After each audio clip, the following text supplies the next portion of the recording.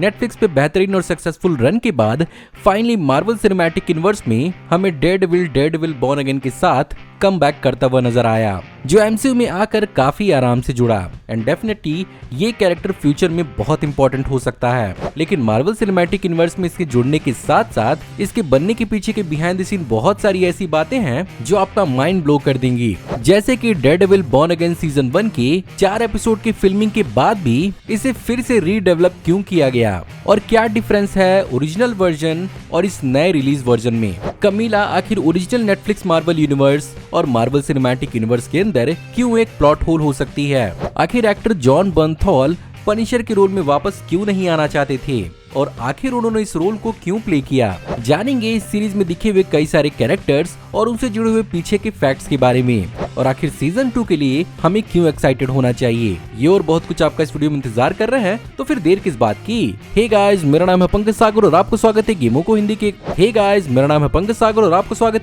हिंदी के एक और फ्रेश वीडियो में। Now without wasting any more time, let's get started.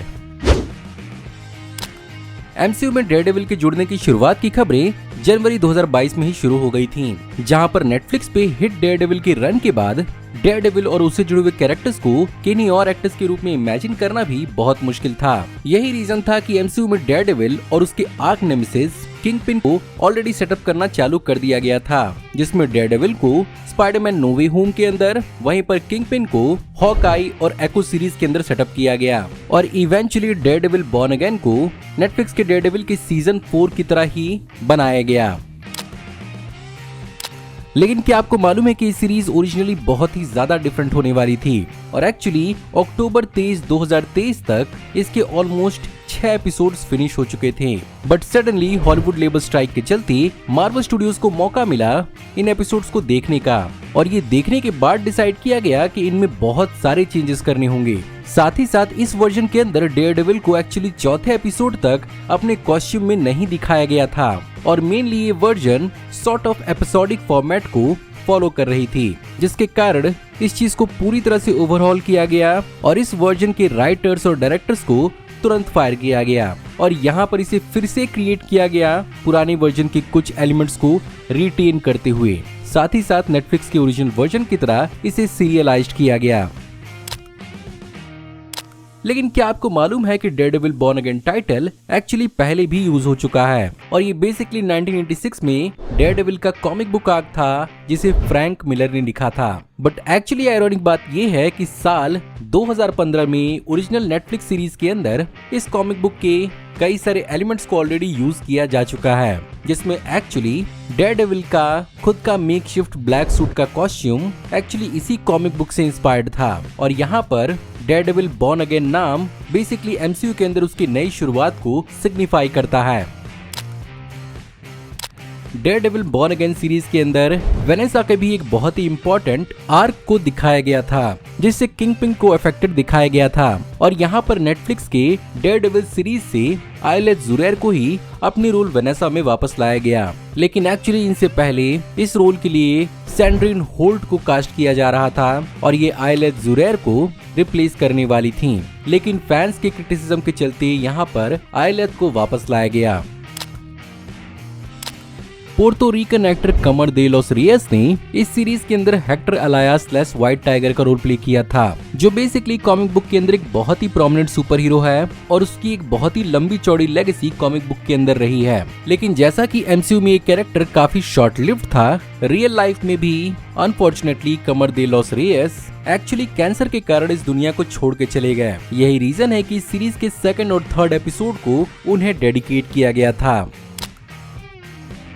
लेकिन हेक्टर अलाया की लेगेसी यहीं पर खत्म नहीं होती और एक्चुअली यहाँ पर एंजेला डेल टोरो की कमीला रोड्रिगेज फ्यूचर एमसीयू में जरूर ही व्हाइट टाइगर के मेंटल को संभालेगी, क्योंकि कॉमिक बुक में वो ऐसा कर चुकी है और वो बेसिकली कॉमिक बुक में चौथी व्हाइट टाइगर है। कमीला से जुड़ा हुआ एक और फैक्ट ये भी है कि उसका नाम पहले भी जेसिका जोन्स सीरीज के अंदर लिया गया था, जहाँ पर जब ल्यूक के जेसिका जोन्स को रिक्रूट करने की बात करता है तो जेसिका यहाँ पर कमीला का नाम उसे सजेस्ट करती है। बट ये एंगल थोड़ा वियर्ड इसलिए भी है क्योंकि अगर यहाँ पर नेटफ्लिक्स की टाइमलाइंस को करेक्टली फॉलो किया जा रहा है तो जेसिका जोन्स की टाइमलाइन के हिसाब से वो एक बच्ची ही होगी। वहीं पर जॉन बर्नथॉल ने भी नेटफ्लिक्स में अपने पनिशर के रूप में मार्वल सिनेमैटिक यूनिवर्स में सीरीज से वापसी की, लेकिन इनिशियली वो ऐसा करने नहीं वाले थे क्योंकि जो ओरिजिनल आइडिया जिसे एक्चुअली डिज्नी ने स्क्रैप कर दिया, उस वर्जन को सुनने के बाद उन्होंने इसके लिए मना कर दिया था। बट डिज्नी ने जब इसे फिर से रीस्ट्रक्चर किया तब राइटर डैरियस कार्डापेन ने जॉन बर्नथॉल को कन्विंस किया और उनके साथ ही मिलकर जॉन बर्नथॉल ने अपने कैरेक्टर को नए मार्वल सिनेमैटिक यूनिवर्स के लिए रीस्ट्रक्चर किया। इस सीरीज के अंदर हमें दिखाया गया निकी एम जेम्स को, जिसे प्ले किया था क्रिस्टियन मैकडफी ने, और इस सीरीज के अंदर से दिखाया गया मैट मर्डॉक की लॉ फर्म पार्टनर के रूप में। एक्चुअली कॉमिक बुक के अंदर ये एक न्यूयॉर्क असिस्टेंट डिस्ट्रिक्ट अटॉर्नी होती है, जिसके साथ एक्चुअली मैट मर्डॉक न्यूयॉर्क में नहीं बल्कि सैन फ्रांसिस्को में अपना लॉ फर्म सेटअप करता है और बेसिकली दोनों रोमांटिक रिलेशनशिप में भी आते हैं। वहीं पर जब बात रोमांटिक इंटरेस्ट की हो रही है तो यहाँ पर इंट्रोड्यूस किया गया हेदर ग्लैन को, जिसे प्ले किया था मार्गरीटा लेविया ने। कॉमिक बुक के अंदर हेदर ग्लैन एक्चुअली बहुत ही पहले इंट्रोड्यूस कर दी गई थी, स्पेसिफिकली डेयरडेविल के वॉल्यूम 1 के इशू नंबर 126 में जो रिलीज हुई थी 1975 में। ये बेसिकली कॉमिक बुक के अंदर एक बिजनेस वुमेन है और ये पहली बार था जब उसे लाइव एक्शन में इंट्रोड्यूस किया गया था। वैसे साल 2003 के बेन एफ्लिक वाले डेयरडेविल में इस कैरेक्टर का एक वॉइस कैमियो था। वैसे इस सीरीज के अंदर हमें देखने को मिला किंगपिन का मेयर स्टाफ डैनियल ब्लेड, जो किंगपिन के साथ इसीलिए था क्योंकि वो किंगपिन का फैन था। एक्चुअली हैरानी की बात तो ये है कि ये कैरेक्टर एक्चुअली कॉमिक बुक में एग्जिस्ट ही नहीं करता। उससे भी हैरानी की बात ये है कि माइकल गैंडोल्फिनी जिन्होंने इस कैरेक्टर को प्ले किया है, उनके पिता जेम्स गैंडोल्फिनी को ओरिजिनली किंगपिन के रोल के लिए अप्रोच किया गया था। वैसे फिस्ट के मेयर बनने का कॉन्सेप्ट सिर्फ और सिर्फ इस सीरीज के अंदर इंट्रोड्यूस नहीं किया गया, बल्कि ये plot point actually Charles Soule के डेयरडेविल कॉमिक रन से इंस्पायर्ड था, जहां पर actually Wilson Fisk as an independent representative mayor के लिए लड़ता है और एक्चुअली उसे डेप्यूटी मेयर बना भी दिया जाता है और बिल्कुल सीरीज की तरह ही उसे पब्लिक की तरफ से सपोर्ट भी मिलता है, जहां पर वो विजिलेंटीज को रिस्ट्रेन करने का मुद्दा उठाता है। ये कहानी बेसिकली मार्वल कॉमिक्स की स्टोरी लाइन सीक्रेट एम्पायर्स और डेविल्स रेन का हिस्सा थी। इसके अलावा डेयरडेविल के अगर आइकॉनिक कॉस्ट्यूम की बात की जाए तो ये बहुत हद तक सिमिलर था नेटफ्लिक्स के अपने पुराने वर्जन के साथ, बट बीच में शी हल्क का जो येलो और रेड का सूट था पर्सनली मुझे बिल्कुल पसंद नहीं आया था और शायद मेरे ही तरह बहुत सारे लोगों को ये कॉस्ट्यूम पसंद नहीं आया था। इसीलिए यहाँ पर मार्वल स्टूडियोज के visual development of head Ryan Meinerding ने डेयरडेविल के कॉस्ट्यूम को रीडिजाइन किया, जहाँ पर रेड के डार्कर टोन्स और ब्लैक्स दोनों का इस्तेमाल किया गया डेयरडेविल को लेस शाइनी सूट देने के लिए।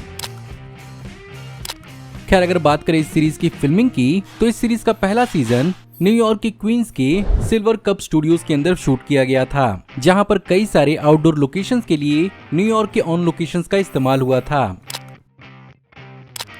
खैर अगर बात करें व्यूअरशिप की तो इसके शुरुआती 2 एपिसोड्स ने डिज्नी प्लस पर 7.5 मिलियन व्यूज जनरेट किए, वो भी 5 दिन के अंदर अंदर। और डिज्नी इन व्यूज को डिसाइड करती है टोटल स्ट्रीमिंग और रन टाइम से डिवाइड करके, और ये बेसिकली एगाथा ऑल अलोंग से थोड़ा ही आगे था, जहां पर एगाथा ऑल अलोंग ने 7 दिन में 9.3 मिलियन व्यूज जनरेट किए थे। बात करें अगर डेयरडेविल बॉर्न अगेन सीजन 2 के बारे में तो बेसिकली इसकी शुरुआत सीजन 1 के प्रीमियर के दौरान ही हो गई थी, तो अपेरेंटली इसकी शूटिंग की शुरुआत हो गई है और अगर सब कुछ सही रहा तो इसका पहला एपिसोड हमें मार्च 2026 को देखने को मिल सकता है, जिसमें डेयरडेविल के ब्लैक सूट को फीचर किया जाएगा। साथ ही साथ यहाँ पर हमें जेसिका जोन्स भी देखने को मिलेंगी जो नेटफ्लिक्स मार्वल का हिस्सा थी, और पॉसिबली धीरे धीरे करके ये डिफेंडर्स को एमसीयू के अंदर लाने का एक बहुत बेहतरीन जरिया भी बन सकता है। सो गाइज ये थी आज की वीडियो। मैं उम्मीद करता हूँ आपको आज की वीडियो पसंद जरूर आई होगी, और अगर आपको आज की वीडियो पसंद आई हो तो प्लीज वीडियो को लाइक जरूर करिएगा। कमेंट्स में आप बताइए कि आप डेयरडेविल बॉर्न अगेन सीरीज के बारे में और क्या क्या जानते हैं, और आप इस चैनल पर और क्या क्या देखना चाहते हैं। अगर आप इस चैनल पर नए हैं तो प्लीज चैनल को सब्सक्राइब कर लीजिए, क्योंकि हम ऐसी ऑसम वीडियो इस चैनल पर लाते रहते हैं। मैं जल्दी ही आपको एक नई वीडियो में देखने को मिलूंगा, तब तक आप हमारी इन वीडियोस को एंजॉय कर सकते हैं। Thank you for watching, see you in the next video, till then take care, good bye.